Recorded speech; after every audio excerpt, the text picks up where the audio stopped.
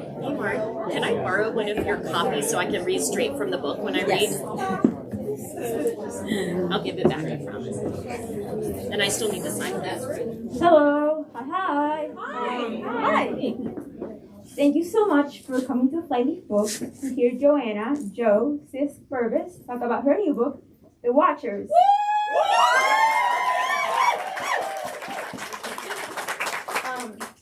Jo is a writer, musician, and beloved educator from Chapel Hill. She is a freelance flutist, music director for several local theater companies, and a teacher at Joanna Friends School.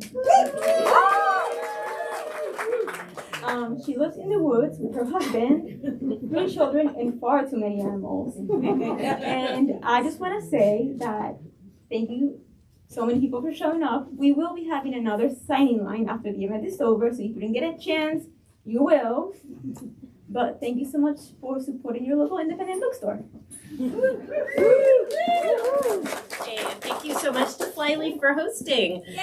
I was told I look like an author if I sit in this chair while I talk.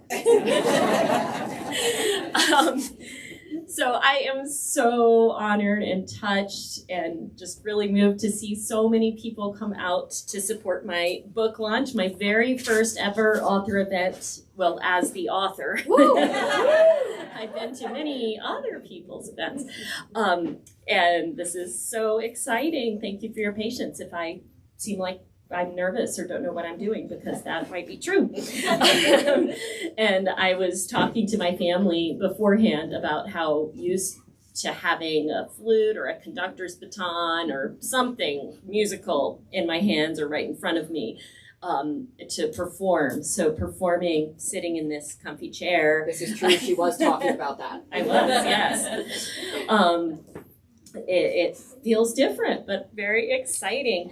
So I'm going to tell you a little bit about my writing journey. And I know that in this audience, there are many enthusiastic readers, but also quite a few writers and young writers. So I thought I would tell you about my journey coming to this book. And also I will read a little bit of the beginning of the book and then leave some time for questions. So I've loved to write my entire life. I didn't really imagine myself as a professional writer, I don't think, but at the first time I learned how to make letters with a chunky toddler pencil, I never stopped writing. And I was known in my school years, I would scribble little stories on the sides of my math tests, like explaining why the guy needed 27 watermelons. And in high school, I loved to turn my grammar exercises into social commentary about the social structure of the high school. And I made a fantasy backstory for every member of the Cave Spring High School marching band. But one thing sticks out from my childhood that really got me hooked on writing fiction. And I believe I was in the 3rd grade, and the assignment was to write a Halloween story because it was October, and just any sort of fiction about Halloween. And I decided that because I absolutely loved cats and I was very allergic to cats at the time. And so even when I went to my friends' houses with cats, I had to avoid them or I would look like I'd been sobbing for weeks. So I decided that I would become the cat, and I wrote my little story from a cat's perspective. And I took the little guy into a haunted house where he saved some kids. And I was able, through that, to fully experience what it's like to get in another mind and to do something I would never do, to be someone I would never actually be. And it was thrilling to me.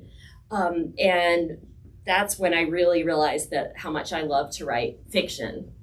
And as I became more and more involved in music and trained to be a professional musician, my storytelling became more making up the story that was going on in the sonata or concerto I was playing, and my actual writing was more writing of academic papers, music history, that sort of thing. But I still always had those stories going on in my head. And actually some of the first plots that I experimented with when I did start writing again came from those stories that I made up to go along with some of my favorite pieces of music. So I was in my 30s and settled in North Carolina when I first heard of NaNoWriMo. Has anyone here done NaNoWriMo? I bet some people have. Yeah, so NaNoWriMo is National Novel Writing Month, and it was dreamed up by some young adults in, I think, the Bay Area, California, first just as a group of friends, and I should have looked up when. I think it was like late 90s or early 2000s maybe, and they all had this thing, they wanted to write a novel. That was like a life goal, was to write a novel, and they had no idea how to ever finish one. They would start and not finish, and that is such a common issue with having a great story, great characters, and you write a little bit and then don't know what to do next. So they had this crazy idea of writing 50,000 words in 1 month. No matter what those words were, they didn't have to be good. They could ramble and go off into other stories, anything, but you had to write 50,000 words to win. And winning means you get to say you won. But this idea was popular with so many people that it just absolutely took off on their website. And now it's done by like hundreds of thousands of people all over the world. They have a young writers program that I know a lot of kids from Carolina Friends School in the middle and upper school have done, that allows you to choose a goal that's not quite as large. But when I found out about this, and then I explored the forums and read a bunch of the articles, and I felt so motivated. I can do this. And so I did. I took one of those topics that I had come up with during grad school, when I had really been wrestling with the significance of me being so focused on making art music, and whether that could be a means to helping create a better world and change the world, or if it was really just straight privilege and I was fooling myself. And so I imagined what the world would be without music. And so my first story was about a girl who grew up singing, making all sorts of music in a town that couldn't hear music. It just sounded like noise. And she was ostracized. And I still want to rewrite that novel someday, because I still really like the story. So I shocked myself by actually writing 50,000 words. When I let go of that, it has to be perfect enough to know exactly what's going to happen. I found that I could just go into that fantasy world and just explore. And I loved nearly every minute. Those last couple days getting to 50,000 words weren't as fun, and I may have inserted some grocery lists, but but they were very, very fun overall. So I did it. So I joined writers organizations, and I read books on plotting and structure and revision and rewriting and all the things. And I almost felt like a real author until I started submitting my novel to agents and publishers, and realized that while I had a pretty good story idea and pretty good grammar, I had a lot to learn about structuring a novel so that people would want to continue reading it even if I had not been raised in their household. Or they were a close friend. There might be a couple people in this room who actually read that book. Oh yeah, you did. I think Lisa Carboni did as well, and her daughter perhaps. But it was hard not to become discouraged at that point. And what I learned is that is when a lot of budding writers quit, especially people who come to it late, like me. Like, oh my gosh, I felt so old I was like 36. But it just felt like, what's the point? But then I realized how much I just loved writing, so I decided to focus on a few short story ideas I had, and I got really lucky. I sent them right place at the right time, and Lonnie Plecha, the current editor of my favorite childhood magazine, Cricket, which, did anybody else read Cricket as a kid? It's still, yes, it's such a wonderful magazine. And he liked my writing, and 2 of my stories got published in Cricket magazine, and that was definitely the push I needed. And it was the first time I heard from people who had read my stories who I did not know personally.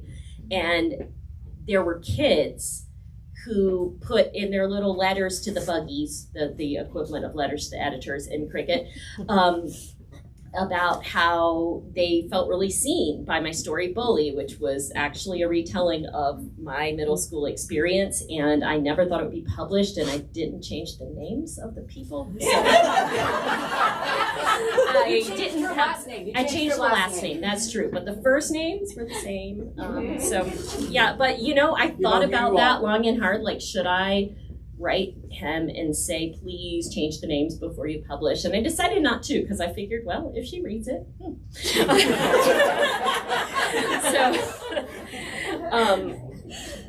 That was really exciting. And just seeing that I had made a difference to these kids living, I don't know where, just that I had never met.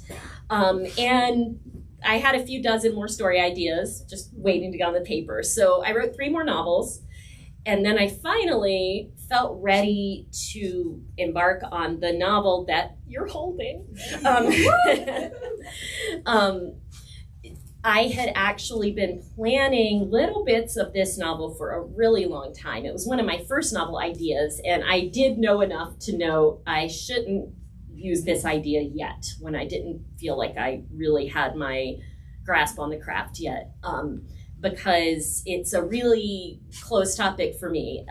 Growing up, I read novels by a lot of female fantasy authors, male ones too. But I was especially really influenced by the fantasy novels of Tamara Pierce, Sam McCaffrey, and Patricia McKillip, one of my favorite authors who passed away a couple years ago. And they have beautiful writing, but one of what was most inspirational was their female protagonists, who were really strong. They weren't just like boys. I mean, or sometimes they were, but there was a reason they were. It wasn't just like, oh, we're gonna make them a female instead of a male. They struggled with different issues at times, and they struggled with the same issues at other times, and they could be just as strong and heroic as the male protagonists, who were so prominent in fantasy, and in adult fantasy still are prominent. Nothing against male protagonists, by the way. Some of my favorite books have male protagonists, but male protagonists. I talked to plenty of male protagonists.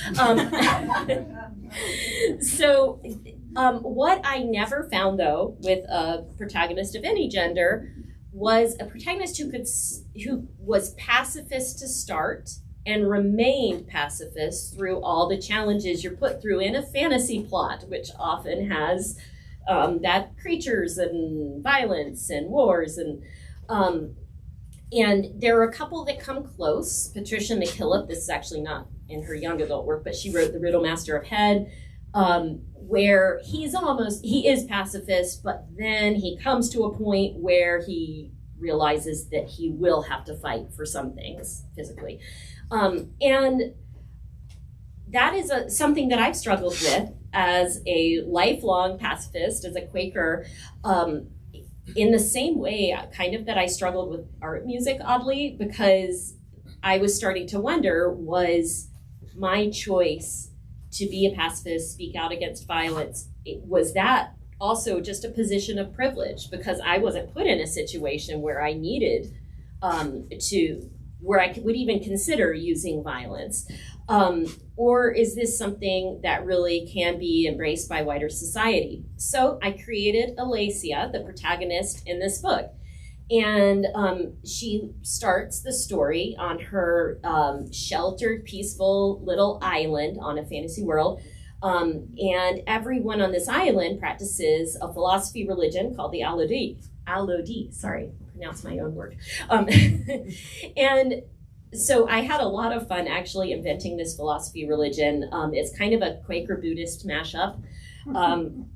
And I actually, I did a lot of world building before I wrote, and I wrote parts of their text, the Book of Alodi, which appear at the tops of some of the parts, or all the parts in some of the chapters in the books, and they're quoted by characters, and tried to come up with a realistic way that this pacifist religion philosophy had become so prominent in their culture. And then creating the fantasy world. I absolutely love building fantasy worlds. And each little detail that I just kind of had flippantly thought of, I was able to integrate more into the story. Like I wanted a second moon so that it was immediately obvious that this was not our world and just some post-apocalyptic society, but that this was a fantasy world. But then having two moons focused prominently in their mythology and the development of the story, actually, by the time I was on my sixth rewrite. And I think that really added to it. And the part that I think of the fantasy world that's most significant is why the book is called The Watchers, is that I wanted to have Alacia have to deal with issues of privilege and racism and violence, but I wanted it far enough removed from our world that I could explore it in what felt like a wider, more authentic variety of ways. And so I created races who had evolved based on their senses, and skin color. They do have different skin color, but race is defined by their senses. So watchers see really well, much better than we do, but they don't hear. And listeners hear so well that they echolocate and have a full picture of the world through that, but they don't see.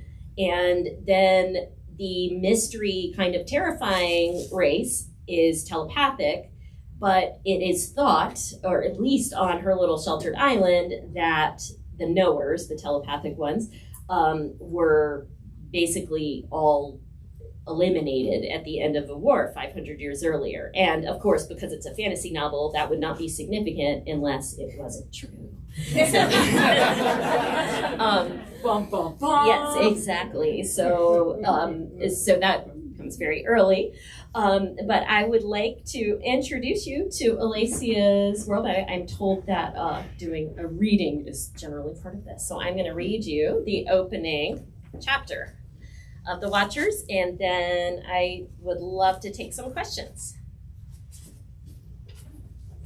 So I figure that at the openings of the parts that I was shocked to read that things like prologues or the little quotes at the top of chapters, that a lot of people skip those. And that was both, yes, that was, did I just turn that off? No, Yes. no, I didn't. Okay.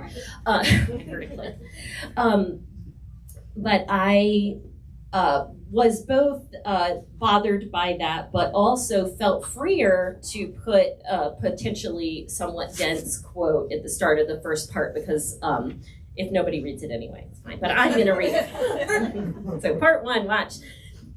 The path to peace is never passive.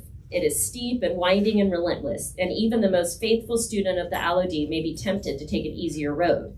But keep faith, for every living being possesses only one undeniable power, the power to control their own thoughts and actions. Chapter 1. I will spare you singing the song, but the words are in her language. Lulaloni, lulaleki ron lulaloni. Ugh! My fingers tangled like the washed-up seagrass piled on the sand, and I struck an angry, sour chord on the strings of my lele. My baby brother Konu looked up from the hole he was digging in the sand. Lacey, owie? I had to smile at his sincere little face. No, just frustrated. Futated. He frowned, then went back to his digging. I resisted the urge to play the passage a 12th time, since I'd been playing it perfectly for weeks. Now, on the morning of the biggest and most significant performance of my life, it flitted away from me like the golden gull in Uma's folk tales. The problem isn't in your fingers, Alacia, it's in your mind. That was my mother's favorite advice for elusive fingerings, cooking disasters, and even messy rooms. Stop practicing and meditate. Fine. I set my lele in its case and closed my eyes, shifting into my meditation posture. Breathe. 1, 2. Lacey, big boats! Konu was back to his typical style of speech, made entirely of exclamations. Lacey, Lacey! Shh, Konu, I need to focus. Konu's excited humming built my curiosity, and I opened one eye to peek at whatever he was saying. He was right. I leaped to my feet and gaped towards the horizon over the glittering morning blue sea. There were big boats, huge boats, like nothing I'd ever seen. Something, excitement or fear or both, choked up my throat. Come on, Konu. I fastened my lele case, swung it over my shoulder, scooped my baby brother onto my hip, and ran for the forest. The ships grew impossibly large, dwarfing our little fishing boats tied to a nearby dock. Men swarmed the decks, throwing out anchors in the middle of the harbor, while others swung from the rigging to lower sails that billowed with more cloth than I'd ever seen in my life. I caught glimpses of brightly colored tunics and long black braids against the white. The word POV decorated sails and hulls in fancy script. What could it mean? The scene unfolded with an eerie silence, even though the ships had come so close that I should have heard the sailors' shouts as they climbed the masts and threw ropes to secure the sails. I stopped breathing when a man leaned over the deck of the closest ship, gazing, it seemed, straight at our hiding place. His eyes were huge, his head strangely narrow, but it wasn't until he turned away and revealed the dark stain from hairline to shoulder that I remembered. I'd seen a head like that once before on a shipwrecked foreigner. That foreigner had been a watcher from distant Mata, and the stain was an intricate tattoo that emphasized his missing ears. These sailors weren't being silent for stealth, but because they had no voices, just eagle-sharp eyes and a reputation for secrecy. I squeezed Konu tight and ran for the village. Itu! I plopped Konu down on the soft earth next to our garden and listened to the blood pound in my ears. Itu, where's Mama? My older brother frowned at me as if I'd dropped from the sky and spoken the wrong language. He closed the book he'd been drawing in and swung his gangly brown legs over the side of his hammock. Alacia, where have you been? Mama's already gone to Coca to rehearse. Of course. Half the adults from our island of Aquila were already at the Great Hall of Coca, preparing for tonight's solstice celebration where I would make my professional debut. A hint of those nerves returned to my stomach. I made you this for luck. Itu pulled a loose paper out of his sketchbook and handed it to me. Oh, Itu! It was beautiful, maybe one of his best drawings, a sketch of me sitting in our family's garden playing my lele and Konu dancing in the flowers. It's amazing. Itu, come see big boats. Konu clung to my leg. Boats, huh? Itu grinned. I think it's nice to have a break from boats on a holiday. All the fish we need for solstice are already in the Great Hall kitchens. I pulled my attention away from the gift, remembering why we'd come in such a rush. No, Itu, there are big boats, huge ones, full of mountain washers. What? Are you sure? I nodded. Taller than I've ever seen, they anchored at the edge of the harbor. The watchers could already be coming ashore. Itu's eyes excitedly glowed as he giggled like a boy Konu's age. His reaction brought the fear back into my belly, where it flopped around like a half-dead fish. Itu, don't you think... Let's go tell Uma so that we can welcome them. Come on. Wait, Itu had already run off towards the village square, so I followed him, Konu at my heels, yelling, "Tag!" At least he was enjoying himself. We didn't have to run far. Itu had already found Uma, our village's head elder, sitting on her favorite bench in the flower garden, positioned nearly at the end of the village square. I bowed my head in the proper gesture of respect for a wise woman trying to catch my breath. Watchers, Uma, on tall ships in our harbor. Now Itu was talking like Konu, all exclamations. I found them! Konu grabbed Uma's generous leg in a hug. I see. Laughter played in the crinkles around the old woman's eyes. Now tell me everything you saw, Alacia. Uma's laugh line smoothed to wide-eyed astonishment as I described the boats and the people on them. When I finished, she looked nearly as excited as Itu. Perhaps they've come to trade, or they're explorers. 3 ships with what? Hundreds of people? What do we even have to trade? Must be your seagrass mats, sis. I glared at Itu's tease. Why couldn't they sense the danger I was feeling clear down to my bones? What if they want to live here or steal from us, Uma?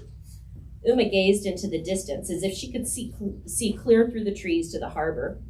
We'll give them a proper friendly greeting, of course, she smiled. And on the solstice, too, a fortuitous date.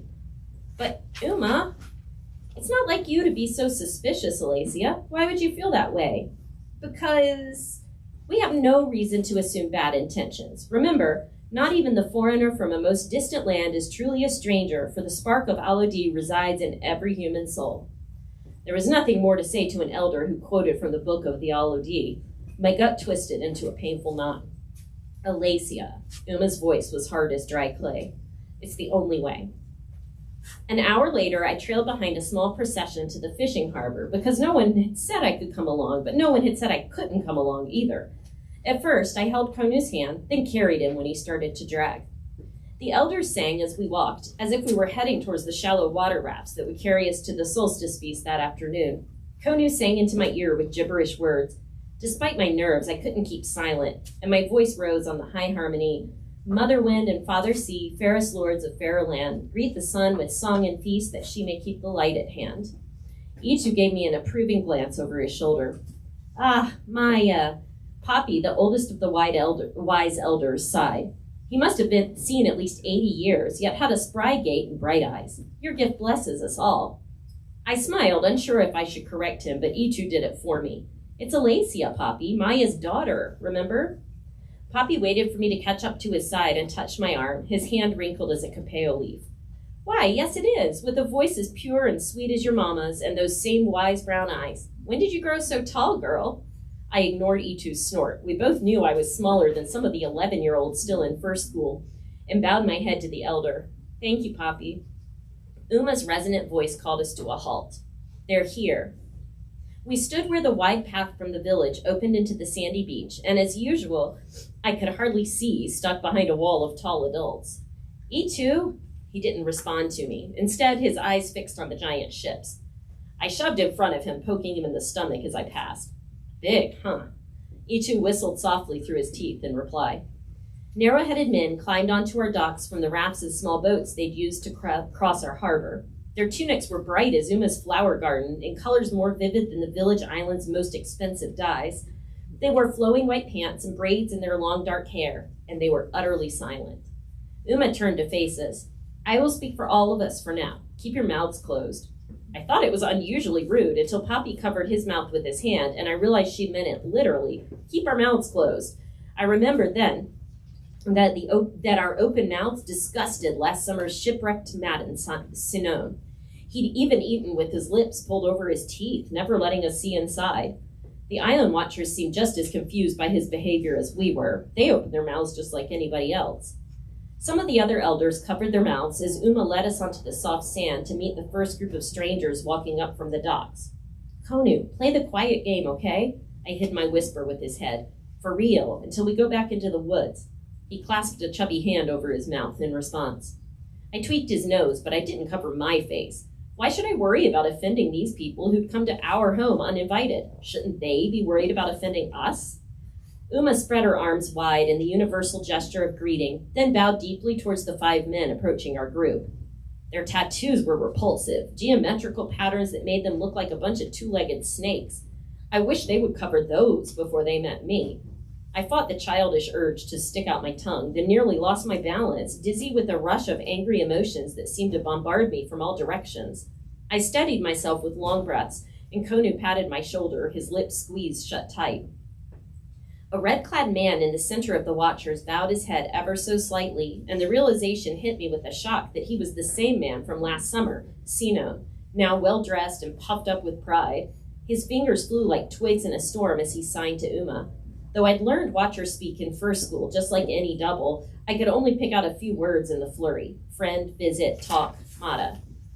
Uma, though, betrayed no confusion. When Sinon signaled an end to his speech by resting both hands on his belly, she bowed again and responded. She signed slower, more straightforward, and communicated in ways I understood better, as fluid as the dance of fish around my ankles in the shallows. Welcome back, home. Alodi, feast, join us. Gratitude. Gratitude? That had to be a joke, because I was sure Sinon had been sneering through his closed mouth. He radiated pride and superiority. Even the other watchers kept a few feet away from him as his hands flew back into action. I suddenly wished I hadn't come with Konu. As if he heard my thoughts, Konu struggled to get down with one hand still clasped over his mouth. I let him slide to the ground and reached for his other hand to avoid wrestling, but he slipped out of my grasp and took off towards the watchers. Konu, no! I lunged for him. Sinon froze. All 5 watchers stared at me, and I realized what I'd done. I'd opened my mouth, wide, right next to the wise elder of our village. My face burned as I dropped my head in a bow. Fortunately, I remembered the watcher speak for "forgive me." I raised my head, but no one was looking at me anymore. Konu had gone right up to Sinon. He used his free hand to wave up at the tall man, who gave him a closed-mouthed smile that looked more frightening than the sneer. I gasped as a flash of light spread down Sinon's body, from his thin lips to his stomach, just as the emotion of desire hit me like a tsunami. Somehow, I knew it had come from the direction of Sinon. Had I read his ugly mind? I had to get my brother away from him. I wanted to scream out that he couldn't have Konu and make these men leave my home, but Uma stared at me, eyes firm with a warning to stay silent. Surely she could see the watcher glowing. Uma raised her eyebrows. I kept my mouth clamped shut like an obedient child, but my mind raged on for Sinon to leave my brother alone. Sinon lurched backward as if my thought had been a thrown weapon. His 4 companions all leapt to steady him, even though he'd regained his balance almost immediately. He picked up a shell near his foot, frowned at it as if it was the cause of his stumble, and hurled it towards the ocean. The glow was gone. Konu skipped back to me. I picked him up and squeezed him too hard, relief flooding my heart. I'd seen enough. I pushed past E2 to take my little brother back to the village. End of chapter. Thank you so much.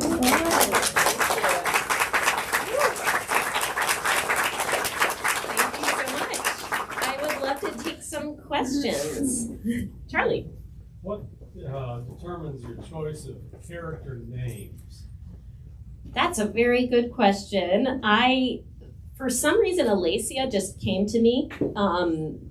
I don't know where that came from, and a few of the other names were like that, and I actually have become a big fan of fantasy name generators. There's websites, and often I won't even use the ones that come up, but they just kind of get the ideas going, and I tried to, like, the names of the islanders are kind of Pacific Islander-ish, so I was trying to like make a cultural sound with like lots of oohs and e's, and as they go to the continent, the names have a different feel.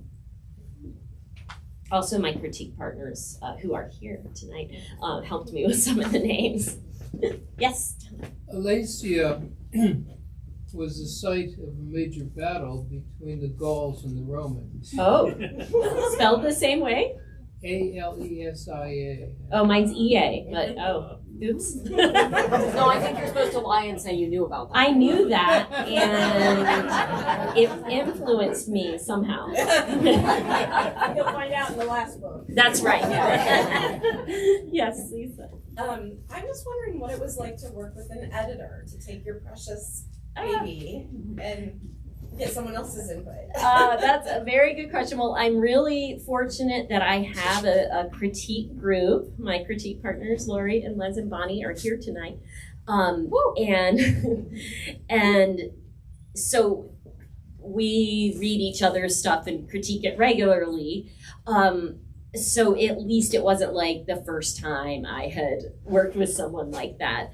And fortunately with this one, she didn't have any major things to take out. I actually had an unintentional developmental edit with an agent who almost signed me. It's a long story. But about a year earlier, who sent me these long letters about what she would suggest if she was my editor. And that was where I really killed a lot of my darlings, as they call it, and completely changed the middle of the book. And that was tough. I think it was made easier by the fact that I thought this agent was going to take my book on. So when I worked with my editor for this publisher, there weren't massive changes to make. And so it was more rewording some things. And she would send me the Word doc with changes so much, and so many of those little red lines and stuff if you do track changes in Word and comments. So it was very tedious, but not as hard, actually. I suspect with books 2 and 3, which will go straight to her after they go through my critique group and my process, I imagine I'll have a lot more large editing to do. So you can ask me that again next year. Austin.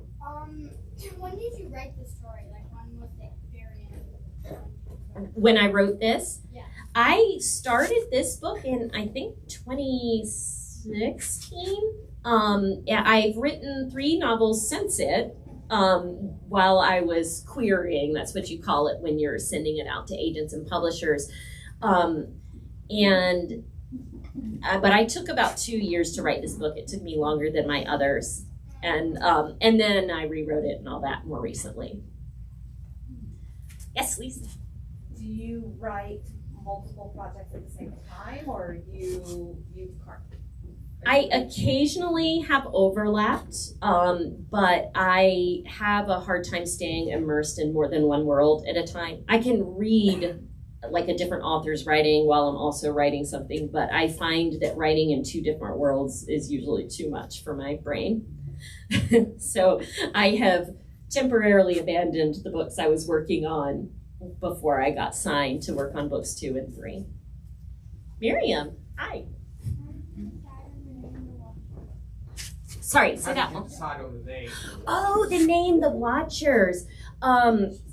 Actually, it is called that because the Watchers are the race who Alacia has to deal with the most and figure out the difference between the person and their senses, and it felt like a kind of catchy title.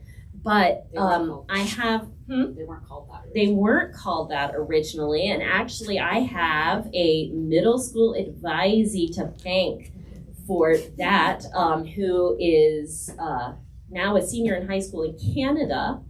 Ori Sandler, if any of you remember, read one of my early drafts, and I had been calling them seers, and that sounded too much like telepathy, and also just didn't have the same sound. He's like, well, she said, well, why not just call them the Watchers? And I did, and they're actually in the acknowledgement. So.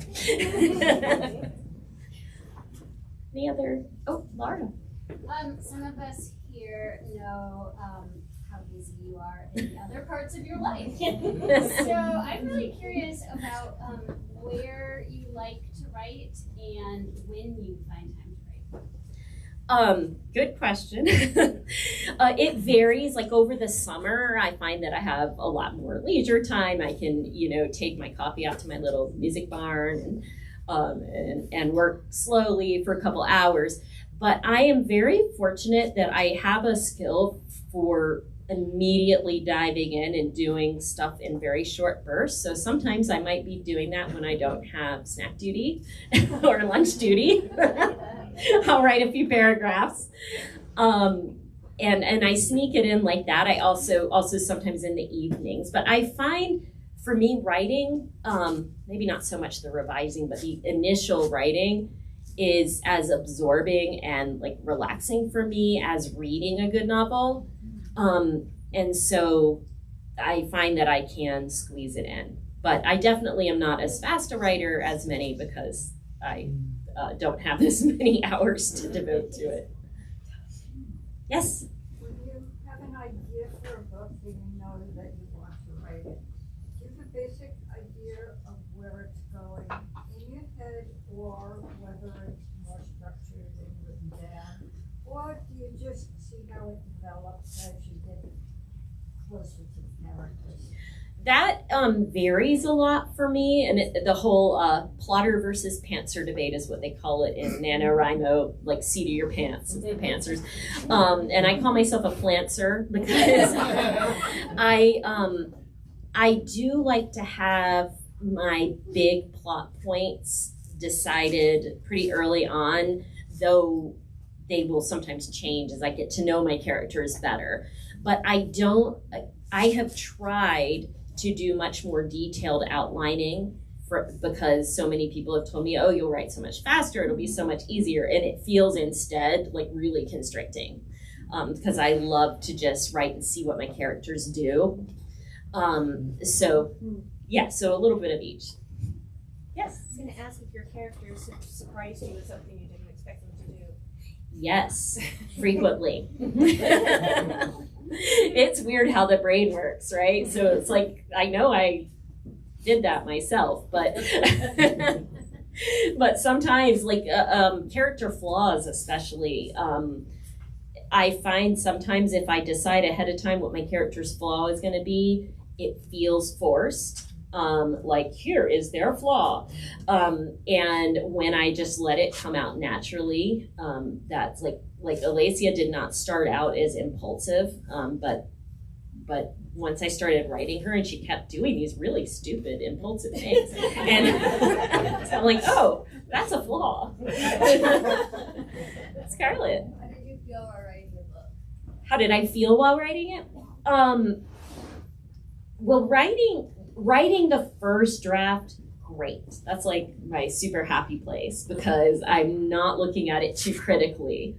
And then I think I went through all the stages of frustration and excitement and all those things while revising it. This book, because it's a topic so close to my heart and one that I kind of planned, not plotting exactly, but like thought about for so long, definitely it was emotionally harder to change things I was really attached to and stuff. And so that got kind of hard and intense. I also can't write a scene where a character has something really terrible happen, like during my lunch break. Oh, yeah. I have to save those for the evening. Leah. So you've mentioned a lot about planning the book, but what is the process of getting your ideas? Like, how do you get the ideas to write? That's a really good question. Thank you. I have no idea. Well, the themes of this book came from my own like moral, ethical struggles, but I can't tell you where the ideas for this fantasy world and everything came from. They just kind of spontaneously existed. But other times I've been inspired sometimes by a novel I read, or by a weird news story, something a kid says. Y'all are super inspirational. And even like musicals, yeah, all those things. Yes, Natalie. How does it feel to be done with the book? Oh my gosh, it feels amazing. It also feels really intimidating that it says that you're kind of book one. Because I am contracted to write 2 more. And I'm very excited about that, and I have started. But it feels amazing when I got these boxes last week with the actual book in it. It was a feeling that is hard to describe. It felt so good. Yes. You said that you can't write like a scene where something bad happens during like lunch or a snack break. Does that mean like I can time the scenes where something bad happens? That is an awesome question. Maybe. I do tend to write mostly in order. Some people jump all around in their writing, and occasionally I'll have a scene that's like really critical and I'll go ahead and write it, and often those really critical scenes are the ones where something bad happens. But usually I write straight through. So I hadn't really thought about that, but you might be able to find a pattern. Yes. Me? Yes. Oh, okay. Who's your favorite character? I think it has to be Alacia. I identify with her the most, but I also really, really like Roni, who becomes kind of the secondary protagonist. Yes. Do you personally relate to some of the characters? Like, were some of the characters maybe based on your personal experiences or like plot points? Loosely, because this book is in such a different world. I think Alacia is in some ways very similar to teenage me, but also stronger and more impulsive and different in many ways. But I feel like she struggles with some of the same like moral and personal things. In some of my other books, that have a little bit more of a modern day feel. I have to be careful not to be too autobiographical. Oh, yes. When you're writing something like this, Is your mind like in the other world while you're taking a half an hour to write? Yes, almost always. Sometimes if I have to just force myself to finish a scene, it's more intellectual. But one reason I love writing first drafts so much is that I get into the world the same way as when I'm reading a novel. Which is very And I love entertaining that. when the cats are trying to walk across your keyboard. Yes, and I get many laughs from my Alacia offspring. Yes. Yeah, Joe. Is an author at your stage of production already having to deal with things like audiobooks and film rights and that sort of thing? Fortunately, since I have a publisher, they do that, and I got the exciting news that they held auditions for their next round of audiobooks, and they think they have a match for my book, but I don't have any other information yet. And as far as film rights, they don't aggressively try to sell them, and actually part of my contract, I'm allowed to sell them myself. If anyone, works first. But they do send them to some, I actually don't know exactly how it works, but they send them out, and they have sold film rights for quite a few of their books, so we'll see. But definitely let me know if you have a friend. You know a guy. Yes? Do you know what's going to happen in books 2 and 3 yet? I know I have a outline, not a super detailed one, but all the plot points and everything for book 2. And I have a much more vague kind of summary of book 3. I imagine that especially book 3 will change a whole lot depending on what my characters decide to do. And book 2 is in dual perspective. This book is all in Alacia's perspective, but book 2 is in the perspective of Alacia in some chapters, and a character who shows up late in this book named Yaelin. And so I have a good grasp on Alacia, but I think I'm still working on what Yaelin's gonna do, because she's snarky, which is really fun. Yes? Yeah. Oh yes. Is the second book going to be called The Listeners or The Knowers? It's actually going to be called The Knowers, and then the third book is going to be called Tricana, which you find out what that means in this book. Yes? Yeah, can you tell us the mechanics of how you actually put pen to paper or Microsoft Word to Arial or New York? Yeah, I am really, I would love to be one of those writers who is like, I only write on paper for my first draft. But I have terrible handwriting. If you got your book signed, you'll know. And I type way faster than I do anything else. I've been typing since I was 5, which for someone of my age is a little unusual. Yeah, so I never developed very good handwriting. But I find that using writer-specific software actually really helps me, because it's really just seeing how everything is organized just helps my brain get into the right mode. If I just try to write straight into Word, or just like, it's kind of the equivalent of just having a blank sheet of paper. I love having the organizing things. And a lot of people use Scrivener. That's what I used for my first couple, but I've switched to an app called Ulysses, if anyone's interested. It's really great. And yeah, I usually will put each chapter as a separate document in there, and I can write like a little summary of what I think it's going to be about, and then it shows up in the sidebar, and that just helps me get quicker into the world each time I sit down to write. Yes?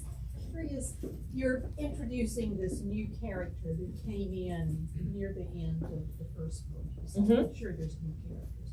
So as you are imagining new characters and developing them, do you actually write a backstory, think a backstory, make notes about it? How do you flesh out and create the character? If they're going to be, that's a great question. If they're going to be a major character like Yaelin, I do write their backstory. Sometimes I'll actually write it like a little story. Yaelin was actually the first character I came up with, and then she ended up getting relegated towards the end of book 1. And I wrote a backstory.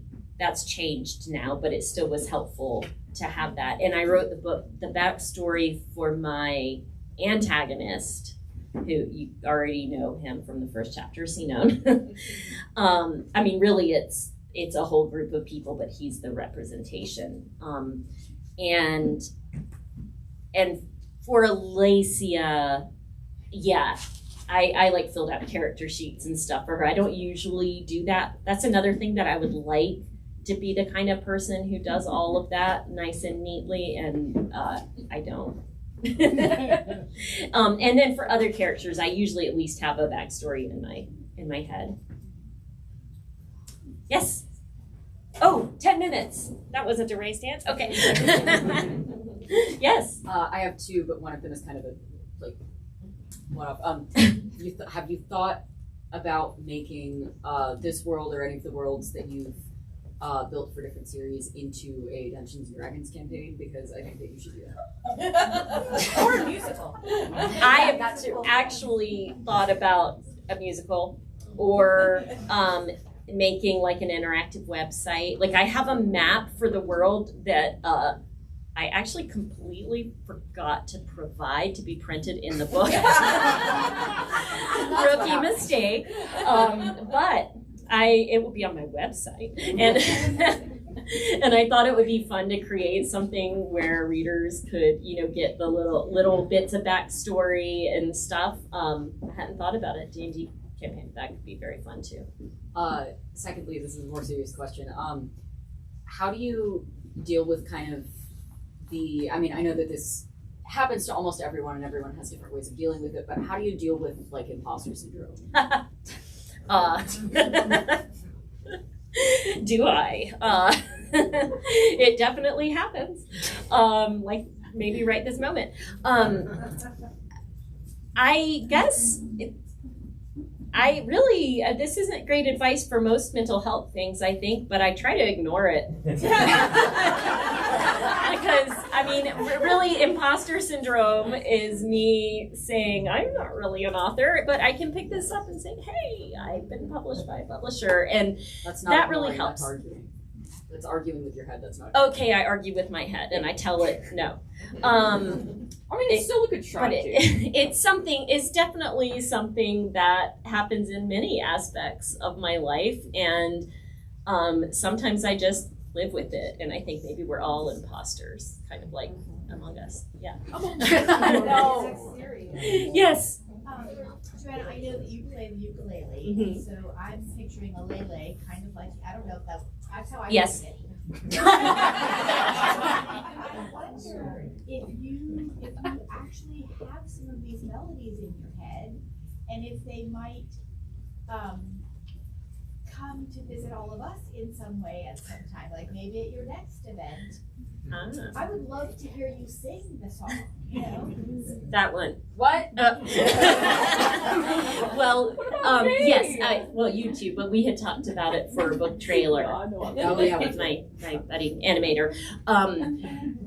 Yes, I do. I have like a whole sound in my head, and I've thought a lot about that actually, and I would love to record kind of the basic sound. So stay tuned.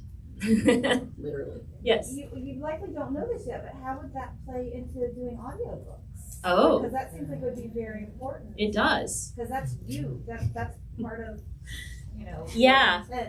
Actually, that's a very good point. That's something I should ask my publisher. And I love audiobooks, so I think that excites me. Oh, having it together. Yeah. Because you don't hear that.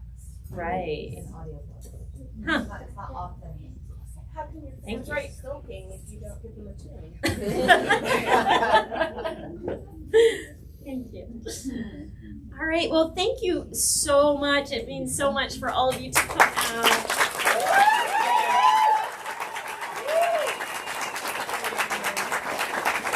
And if you did not get a piece of swag,